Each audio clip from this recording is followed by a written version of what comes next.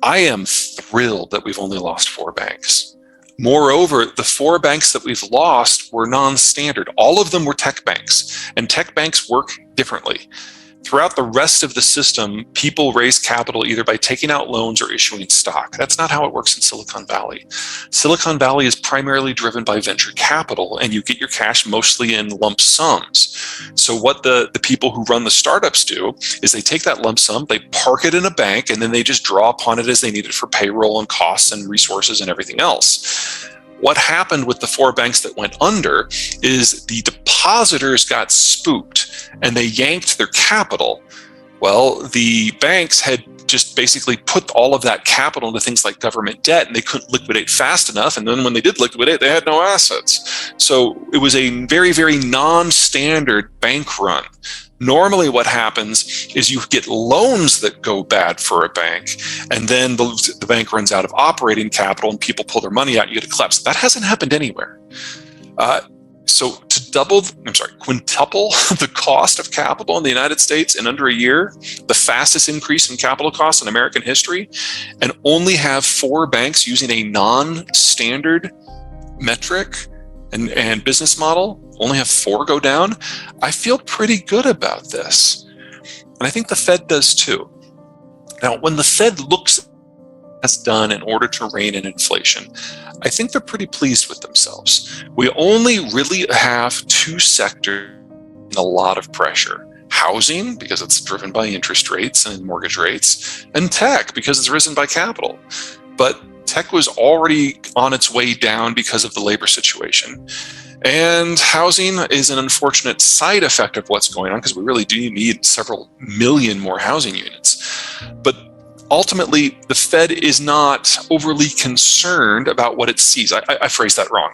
The Fed is very concerned about tech. They're even more concerned about housing, but they don't consider that the real problem. The real problem is demographics. Because while the United States still has a positive demographic profile, most of the advanced world doesn't. And what is monetary policy? What are interest rates? Except a series of tools that are designed to regulate consumption. You want more consumption in order to get inflation up, you lower capital costs by lowering interest rates. You're concerned that inflation is running too fast, you raise interest rates to tamp down demand and get inflation under control. That's how it works. That's how it's always worked. Well, with Germany and Italy and China and Japan and Korea and the rest aging out, they will never have consumption-driven economic growth again. And so the Fed isn't so much worried about this economic cycle. The Fed is worried about the next one. When the United States, and to a lesser degree Mexico and Canada, are the only economies in the world that are capable of responding to monetary policy. The Fed isn't worried about this cycle, it's worried about the next one. Because if it knows that if it does not have enough dry powder to stimulate demand at the next time around, then that's it. The rest of the world will never recover, and the United States will at best fall into a Japanese-style malaise where economic growth is 0 in a good year. So, the Fed needs as much dry powder as it can possibly get. They're not going to stop before 6%. They would really like to reach 9 because they're worried about the monster that's chewing on the horizon. If they get this wrong, if they don't have enough tools, we will not see economic growth for at least a generation. And that is something that is a far worse situation than the inflation environment that we're seeing right now. All right, so the key thing to remember about Russia is not a normal nation state, it's a multi-ethnic empire. And the political system that evolves from that is nothing like what we're familiar with here in the United States when it comes to elections or accountability. I mean, our system is not perfect by any stretch of the imagination, but Russia really only has 2 options for ruling its territory. One is strict military dictatorship, like we saw under the Soviet Union. And the other one is the more czarist issue or style of balancing various forces. So for that to work, the czarist strategy, it is very dependent upon the personality and the mediation skills of the leader himself. Now, in the case of Putin, Putin comes from St. Petersburg, and the people who are ruling the country right now are his cadre back from when he was vice mayor in Petersburg back in the 90s. And in that era, What Putin discovered personally is that the most reliable tools in order to force the population to do what you want were organized crime, because you could call upon them to assassinate people who were problematic, to extort folks, to keep problems in line, to keep the foreigners at arm's length, all that good stuff. And so that entire constellation of people that he used in Petersburg are now the folks that are running Moscow. Now, there are other political and economic factions throughout the Russian Federation, a lot of them headquartered in Moscow, and they don't really overly care for this setup. And that has made it difficult for Putin to exercise control over the military in the same way that, say, the Soviet Union did. So what he did is the logical thing. He took one of his people from St. Petersburg, a guy by the name of Shoigu, and put it in charge of the overall national military.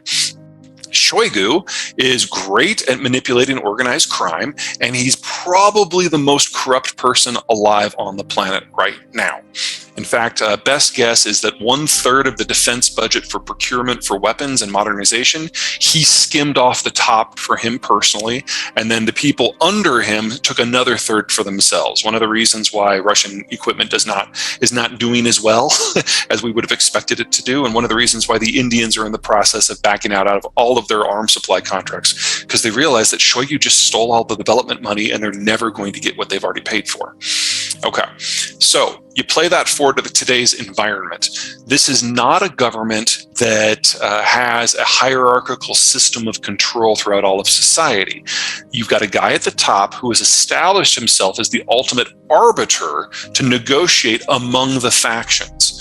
And in order to get a little bit more flexibility, Putin personally created what we now know as Wagner to create a new faction that was loyal only to him. Well, like any other factional system, the factions rub up against each other. And in Ukraine, Wagner and the Ministry of Defense under Shoigu came into direct conflict. And so Prigozhin, who's the leader of Wagner, basically threw his coup in an attempt to force Putin to choose him over Shoigu, to elevate his faction and push down Shoigu's. What Prigozhin failed to account for is that Shoigu is not simply a crony of Putin. He's a really good friend. The two of them go back to their time in East Germany when Putin's job was to steal technology from the West, and they're godfathers to each other's children. So it was probably unwise of him to ever attempt this, and it's probably going to cost him his life before the end of the year. And we're already seeing a purge of the entire faction of Wagner.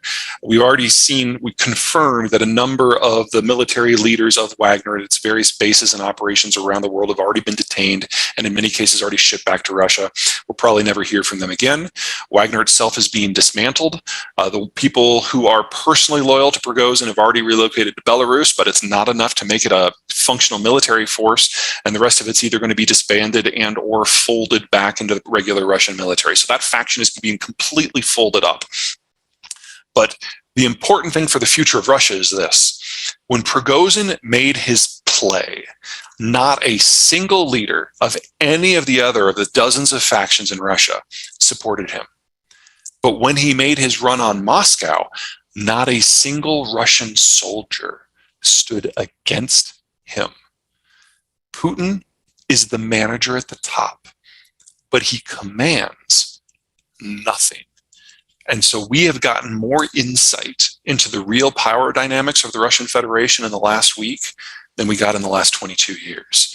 And it looks really, really bad, because it doesn't take much disruption, as we've just seen, for one faction to overturn everything that Putin has done in the last 20 years.